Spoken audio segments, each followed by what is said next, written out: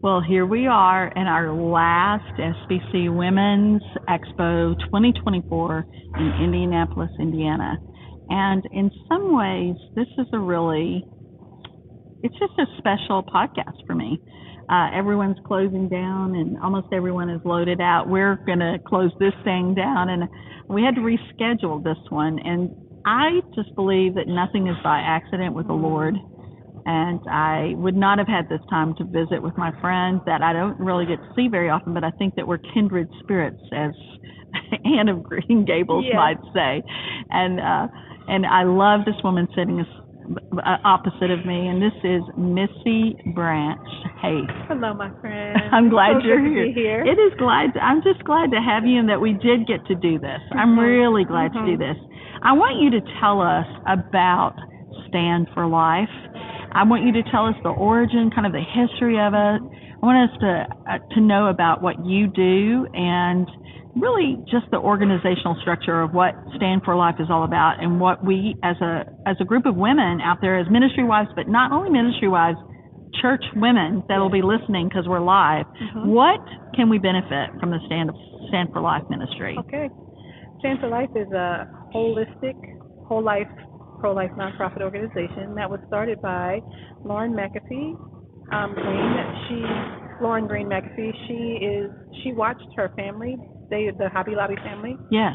Her uncle was involved with Bible translation. Okay. And the story goes that two different organizations were coming to him to translate the same part of the Bible, and he was like, why are y'all not working together? And so he had the idea of, why don't we all come together so that this can happen faster? And they created Illuminations. And so she saw that happen and saw the speed and the way it just made more sense to work together collectively. And so she said, what would it be like if we could do the same thing in the life space and really create a holistic vision of what it means to really impact culture in a way that's a little different than the way we've been doing it? And so she was working alongside the ERLC. They were kind of like supporting this vision, and she I guess met with different organizations until she found ones that were like-minded and aligned. And so there's 12 organizations that are the collective behind Stand for Life. It's called Life Collective. Stand for Life is like the outward-facing church engagement part of it. It's like the umbrella for all of those collective organizations. They worked and worked and worked, and it became so big, it really started to become its own thing. And so they applied for their nonprofit status, and it worked. I mean, it was approved, and so they came out from under the ERLC and have been there. We've been our own thing since January of 23, and I came on board in May of 23, so I have been here a year. And the thing that's beautiful to me about this organization is the holistic aspect of it. The idea that when a person or woman or family is in crisis and they're thinking through whether or not to keep their child or what to do, we recognize that is not just something that just happened in this moment. That there were so many things, so many drivers from well beyond years earlier that could have been implemented, things that they could have heard, known, had access to, that could really have kept this from being necessary in their minds at this point. And so that if we meet those needs and then we start going upstream and addressing things like education and food deserts and just so many different things, housing, and just the things that really can be the thing that could keep, even just identity issues. Yeah. Recognizing your value and worth. Which are huge exactly. Today, you know. And so we've been working with schools, churches, many different organizations to help create a shift in culture when it comes to this idea of being whole life, pro-life. I love that. I love it so much. So what would you say is the essentials in ministry to women today? Oh my gosh. One of the things I think is really a deeper understanding of who we are and why. That God really has made us as women for a reason. Yeah. That there's a purpose behind that, and that purpose is beautiful that it is wives and mothers, but it's bigger than being wives and mothers. That God has called us to be theologians. God wants us to bear his name and bring him glory throughout all of the world as stewards of this. Exactly. And I think really helping women see that, because I do think that there's a lot of women who are not really secure in their identity, on No. who they are and why they are, and so we're watching the church bleed women Yeah. because of that. Well, we will continue to do with that if we're not careful, Yes. right? Yes.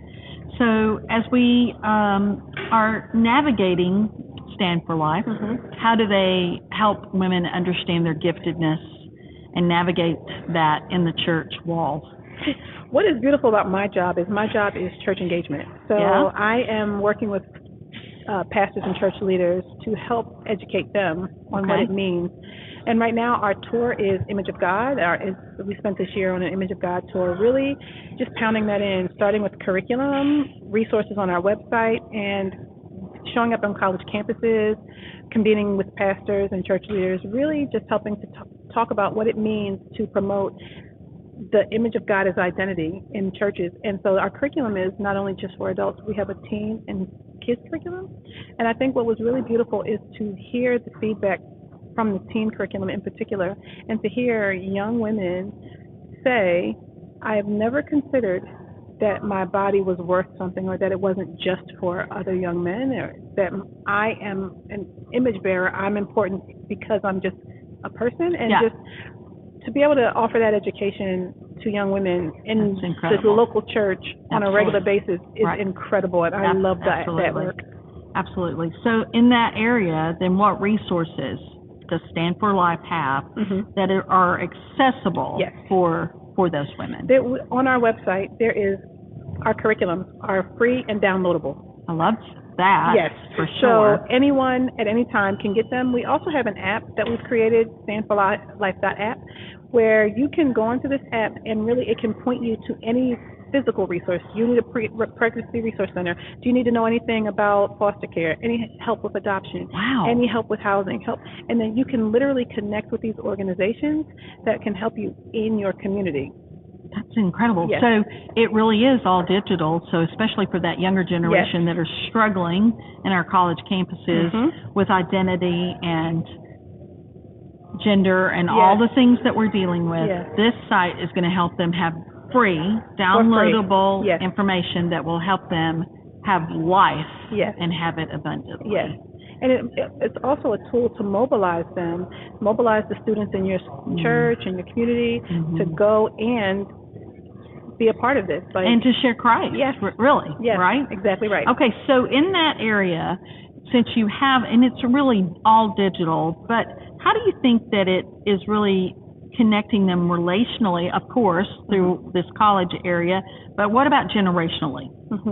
What is beautiful is we know that Gen X, they are really committed to, or not Gen X, Gen X, they're really committed to service, justice, being attached to things, but the thing about it is that they really need to trust who they're going to follow.